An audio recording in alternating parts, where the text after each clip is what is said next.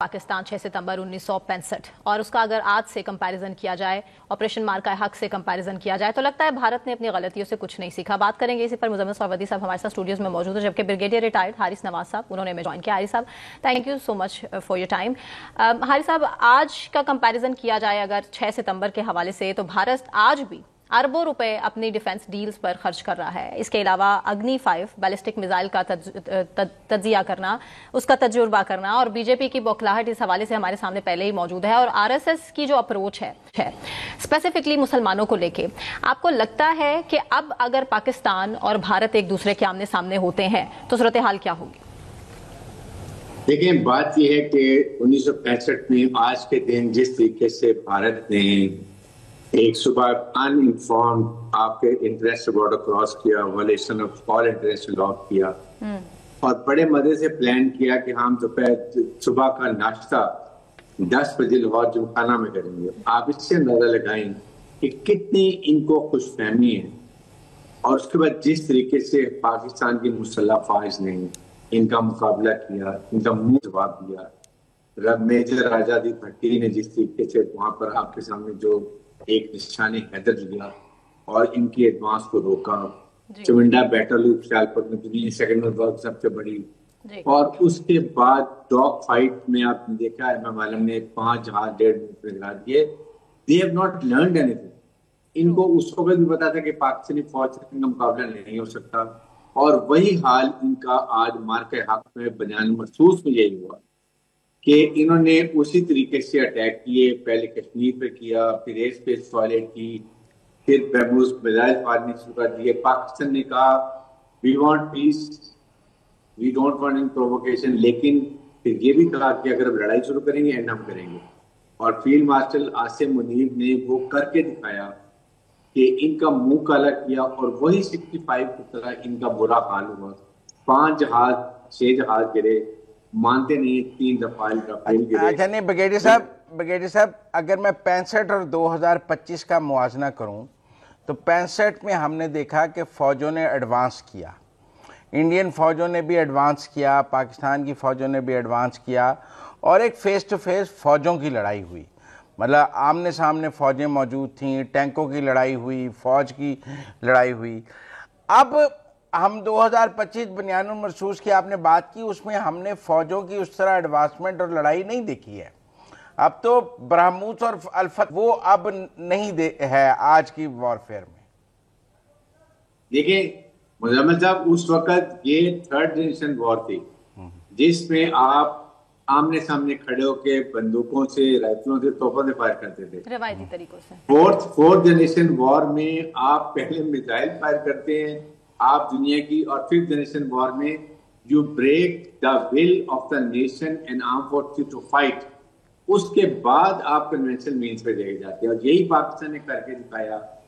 जिस तरीके से हमने फतेह 1 फतेह 2 फायर किया, इलेक्ट्रॉनिक वॉरफेयर किया, साइबर अटैक किया, इनका 70% दिल्ली के ग्रिड स्टेशन ऑफ हो गए, इनके चीफ आर्मी साहब के हमने कोर कमांडिंग कॉन्फ्रेंस को हैक कर लिया, इनके तमाम रडार न्यूट्रलाइज हो गए, ये उड़ा सकते थे, ये कंप्लीट एयर सुपीरियरिटी।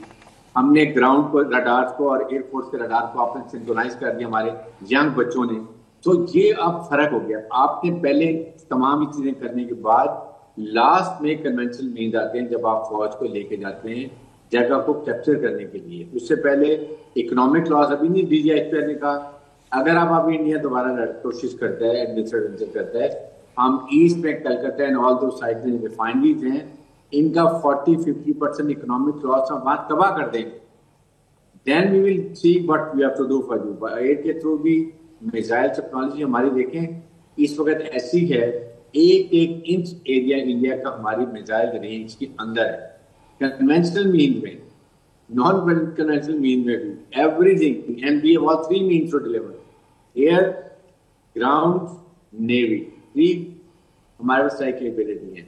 इसलिए मैं ये कहता हूं कि इनको होश के तनाफुल लेंगे। और फिर सेकंड बात, फर्क ये है, उस वक्त पूरी कौम अपने फौज के साथ खड़ी थी, और exactly this time field marshal Asim Munir की सरबराही में पूरी कौम फिर जग जाओगे। दे थॉट कि ये पोलराइज सोसाइटी है, शायद अंदर से रेजिस्टेंस होगी, और उनको नहीं पता जब पाकिस्तान की बात आती है तो पूरी कौम यकजा हो जाती है, क्योंकि फौज की ताकत अवाम है, you fight as a nation.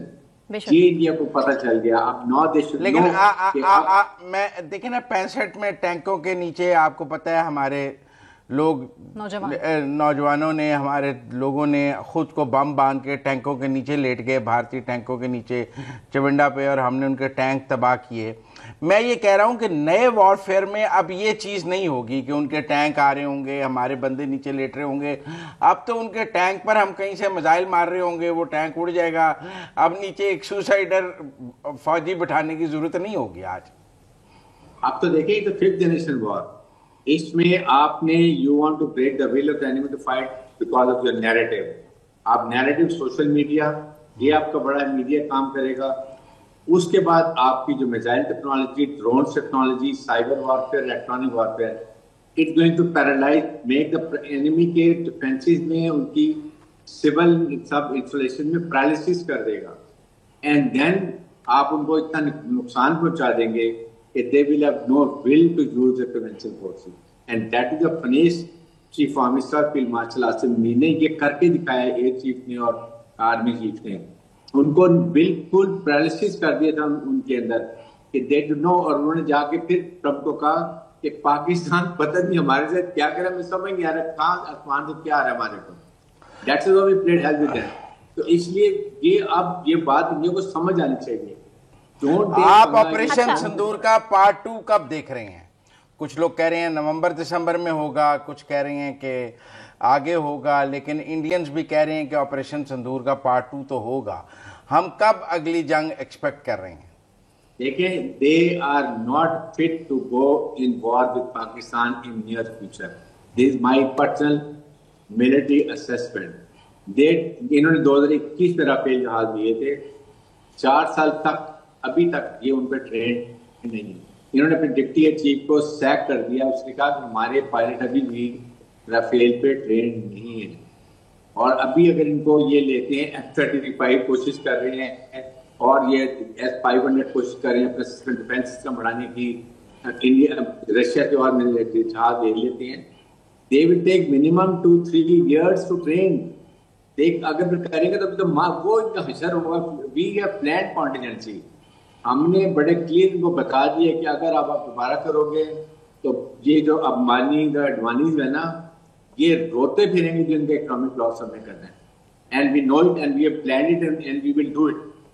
And ये हमने अनाउंस भी कर दी, डीजीआईपी ने बड़ा क्लियर बात कर दी। इस पे जितने इनकी चीजें लगी हैं सब तबाह। उसके बाद इनकी फौज अनट्रेंड, इन्होंने 3 दहाइयों से 4 दिन को लड़ाई नहीं लड़ी है। पाकिस्तान पिछले 3-4 दहाइयों से काउंटर टेररिज्म में इतनी लड़ाई कर चुके हैं। हमारी खास रेजिमेंट 3-3, 4-4 दफा बैटल फील्ड में जा चुकी है। They are battle harden, they are professionals, और फिर then they commanded by inspiring field marshal सिपा सलार। ये फर्क है हमारे इनके ट्रूप्स का। जो खुदकुशी का रेशो है दुनिया में सबसे ज्यादा है। They don't trust it's commander. हमारा यही सबसे बड़ी बात है। That is the difference between India and Pakistan.